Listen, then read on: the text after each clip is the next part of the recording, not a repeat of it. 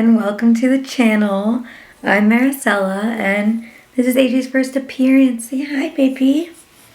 We're going to be telling his birth story. So, let's get started.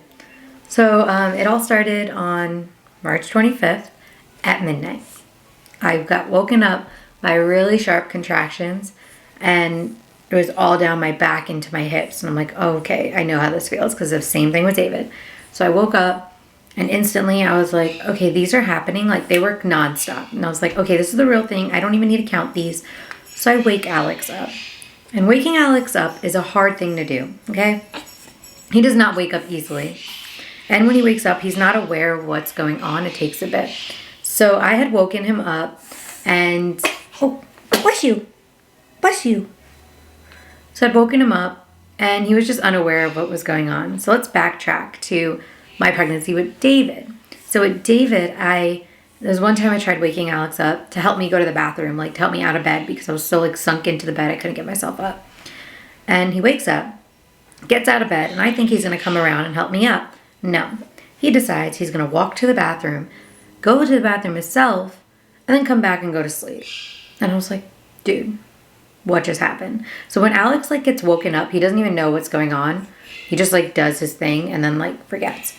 So I'd woken him up and he was not understanding what I was saying. I was like, I need you to help me out of bed. Like we have to go to the hospital. He just wasn't comprehending it. So he's just handing me his arm because he's assuming I'm waking him up to help me go pee. But that obviously wasn't what was going on. So eventually I get him out of bed and I'm like, no, you need to come around and help me. And he still thought that like he had to help me pee and I just couldn't get out of bed. So he comes around, helps me, and I'm like, all right, we got to get moving. And he's like, where are we going? And I'm like, we're going to the hospital. Like, this is the real thing. And then it's like, what was going on? Like, for him, he still didn't understand. And I was like, I need pants. Because, like, I wasn't sleeping in, like, good pants to, like, leave the house in. It's like, I need pants. So he grabs me sweatpants. Oh, what's the matter? He grabs me sweatpants and I get some socks on, I throw my slides, and we leave.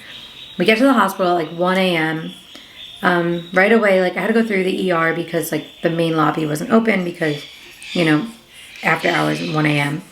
So I go through, Alex drops me off in the front of the ER and he goes to park the car. But like where our ER is set up, like you can see like the little ER parking lot.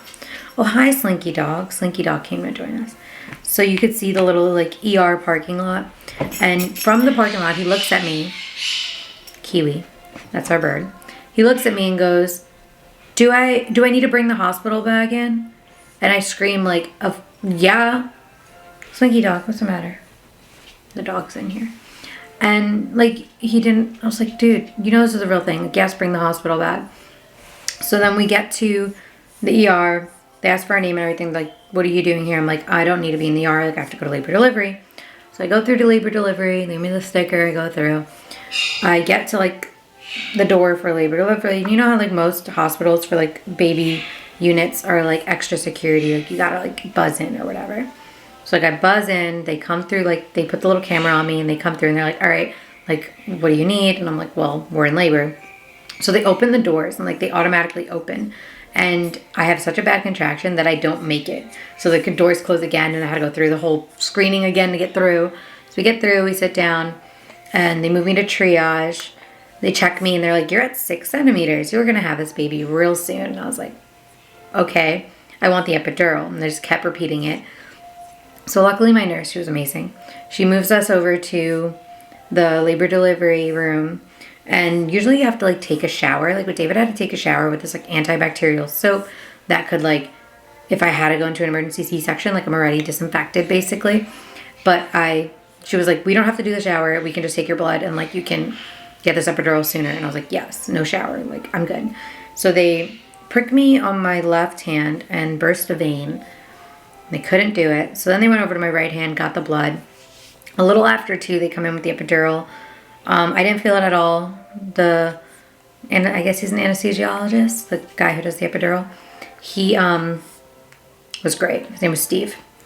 So Steve did my epidural, didn't feel a thing. I sat through it, which I was shocked because my contractions were really bad. To the point where I was saying to Alex, like, I don't know if I want to do this 3rd time. Oh, no crying. We don't need to cry. So then they do my epidural. It's all done, whatever, right? So then they're laying me on my side because like the epidural works with like gravity. You have to lay on like the side to get to each side. So my right side numbs up pretty quick and my left would not. My left hip was not wanting to get numb. So my doctor, right after I got the epidural, comes in and he's like, so I'm going to break your water for you. Because like my water hadn't broke yet. And I was like, no, you're not. And he's like, what do you mean? I'm like, you're not, because this epidural is not sunk in yet. And I don't want to like rush this process. Like we're going to take our time here and let it break naturally, because I really don't want to rush into labor and feel every ounce of it. Because I'm a big chicken, okay? I don't do well with pain. So then he was like, okay, because like obviously he has to respect my wishes. So he left, and about like 30 minutes later it broke on its own, but my hip was still full pain. Like I just couldn't. I was like crying for the pain in my hip. I don't know what it was. But I also have really bad hips. Like my hip was just in pain. Because I have torn cartilage in my left hip from dancing growing up. So it was just in a lot of pain. Then they come in at like 4 something and they're like, all right, let's like get pushing. So we start pushing, and the second I started pushing, the pain in my hip relieved. And I don't know if that was because like he was sitting on my hip a certain way, that like maybe the way he was sitting was like putting pressure on my hip, and then like as I started pushing and he started coming out, like the pressure on my hip relieved, I guess. But I pushed for maybe 30 minutes, something like that. And he was out at 4:45 on the dot. They placed him on my chest. Alex cuts the umbilical cord. All is good for about 20 minutes. Then I'm looking at him and I'm like, I think the baby's breathing weird. Like, I'm like, is he okay? And then he started making this like grunting noise. So they like grab him and rush him off me. And they bring him to like the little thing that they have to like check the babies, right? Not the NICU, but like in our room, like the little thing with the light. I don't know what it's called, but that thing. And they literally put a tube down his throat and like suck up all this gunk. And for about an hour and a half later, they just had him there with an oxygen mask on. And we were really freaking out. Yeah, we were scared. We were scared. Mommy and Daddy were very scared. We were scared. Okay, so we were freaking out. But he was fine. Ended up being fine. They just needed to get all that gunk and residue from coming out right out of his throat. And then after that, they moved us to labor delivery. I had this 8-pound, 3-ounce baby with no tearing, thankfully. So I had a very easy recovery. My epidural wore off, and the nurses kept coming in asking if I needed pain meds, and I just kept denying it because I really was not in pain.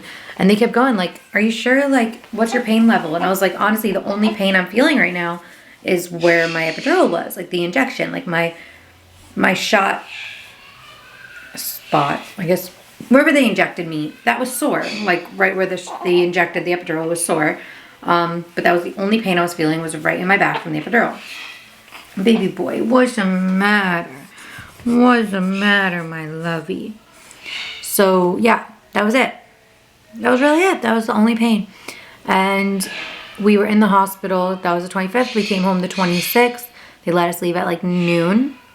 Yeah, so it was a very simple time. I was excited I was allowed to have visitors this time. So David got to come to the hospital to meet AJ and see me, and I had a few friends come. It was really nice time. Very quick delivery. Overall, I was in labor for what? 4 hours and 45 minutes. Yeah, just 4 hours and 45 minutes. That was it. And he said, I'm out. But he came at, I believe it was 39 weeks and 5 days. No, 4 days. 39 weeks and 4 days. Oh, baby, what's the matter? What's the matter? I know you're not hungry. You just ate so much. But, see, that's the whole birth story. Oh, what are we so cranky for?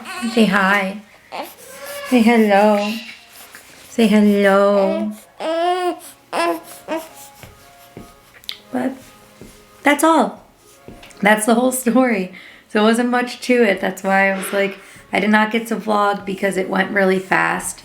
But yeah, overall it was really great. Besides the little scare after he was born, but he's all fine.